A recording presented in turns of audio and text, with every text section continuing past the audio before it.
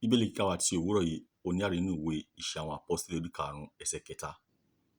Ṣùgbọ́n Pétérù wí pé, Ananiah, èéṣe tí Sátánì fi kún ọ lọ́kàn láti ṣèké sí ẹ̀mí mímọ́, tí ìwọ sì fi yan apá kan pamọ́ nínú owó ilẹ̀ náà? Ẹ káàbọ̀ sórí ọ̀rọ̀ ìyè. Òní ní ṣe ọjọ́bọ̀. Orúkọ mi ni Olúwàbùnmi Àlàbí láti ìjọ The House of Bread Baptist Church Ìbàfò ní Ogun State. Àtúnbọ̀tán a máa tẹ̀lé ìpinnu tí a bá ṣe yálà rere tàbí búburú. Ẹ jẹ́ ká rántí pé ohun tí a bá gbìn yóò hù bó pẹ́ bó yá, yálà rere tàbí búburú.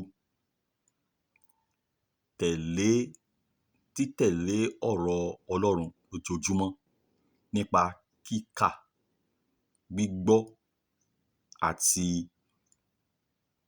nínú ṣíṣe àṣàrò nínú rẹ̀ lójoojúmọ́ ni yóò pa ẹnìkọ̀ọ̀kan wa mọ́ kúrò lọ́wọ́ àtúnbọ̀tán búburú. Nínú Genesis orí 3 ẹsẹ̀ 17 tí a kà ní ọjọ́ ìṣẹ́gun, ó sì wí fún Ádámù pé, nítorí tí ìwọ gba ohùn aya rẹ gbọ́, tí ìwọ sì jẹ nínú èso igi náà, nínú èyí tí mo ti pàṣẹ pé fún ọ pé ìwọ kò gbọdọ̀ jẹ nínú rẹ̀, a fi ilẹ̀ bú nítorí rẹ. Ní ìpọ́njú ni ìwọ ó máa jẹ nínú rẹ̀ lí ọjọ́ ayé rẹ gbogbo. Má tẹ̀lé ìmọ̀ràn kankan yàtọ̀ sí ohun tí Ọlọ́run bá ọ sọ nínú ọ̀rọ̀ rẹ̀. Torí Ádámù gbọ́rọ̀ sí ìmọ̀ràn aya rẹ̀ lẹ́nu, tó jẹ èso tí Ọlọ́run sọ fún un pé kó má jẹ, ni ó fa ègún sínú ayé rẹ̀, tí ó sì lé e jáde kúrò nínú ọgbà Édẹ́nì. A rí lówùúrọ̀ yìí nínú Iṣẹ́ àwọn Àpọ́sítélì orí 5 ẹsẹ̀ 3 tí a ti kà, bí Ananias àti Sàfírà gbọ́ràn tàbí gba ìmọ̀ràn lẹ́nu Sátánì nítorí pé Pétérù sọ fún wa pé èéṣe tí Sátánì fi kún ọ lọ́kàn láti ṣèké sí ẹ̀mí mímọ́.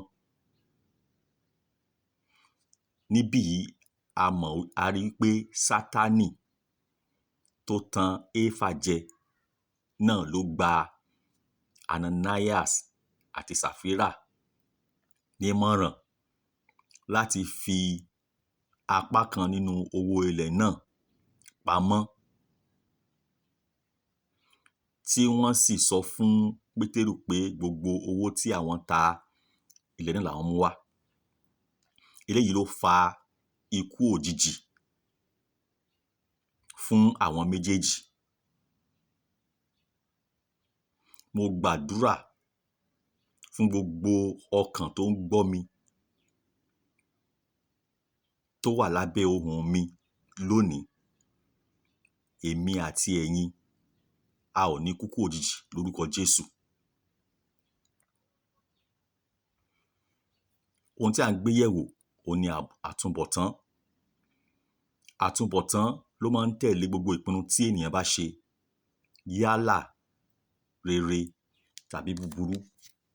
Ọ̀nà tí a fi pa ọkàn wa mọ́ kúrò lọ́wọ́ àtúnbọ̀tán tí kò lérè, tí ó fa ìdààmú sínú ayé wa, ó ní láti máa ka ọ̀rọ̀ Ọlọ́run. Ìwé Òwe orí 4 láti ẹsẹ̀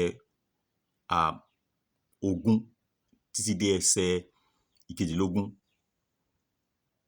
Ó ní ká pa ọkàn wa mọ́, ká kíyèsí ọ̀rọ̀ Ọlọ́run, ká má jẹ́ kó kúrò lójú wa, tó túmọ̀ sí ká máa kà á, ká tẹjú mọ́ nípa fífi ọkàn wa sí ọ̀rọ̀ Ọlọ́run. òun ni a ṣe pa ọkàn wa mọ́ kúrò lọ́wọ́ ìmọ̀ràn búburú. Ìmọ̀ràn búburú òun ni ẹ̀ṣẹ̀, ohun tí Ọlọ́run kórìíra. Mo gbàdúrà fún gbogbo ẹni tó ń gbọ́ mi lówùúrọ̀ yìí pé oore ọ̀fẹ́ àti agbára láti kórìíra ohun tí Ọlọ́run kórìíra àti láti fẹ́ràn ohun tí Ọlọ́run fẹ́ràn, kí àtúbọ̀tán ayé wa kó lè dára, kó bà lé ayé ọkùnrin, obìnrin, ọmọdé àti àgbàlagbà lórúkọ Jésù. Ẹ má ṣe gbàgbé ọ̀rọ̀ tí mo sọ fún yín, ẹ̀mí ni, ìyè sì ni pẹ̀lú. Ẹ káàárọ̀.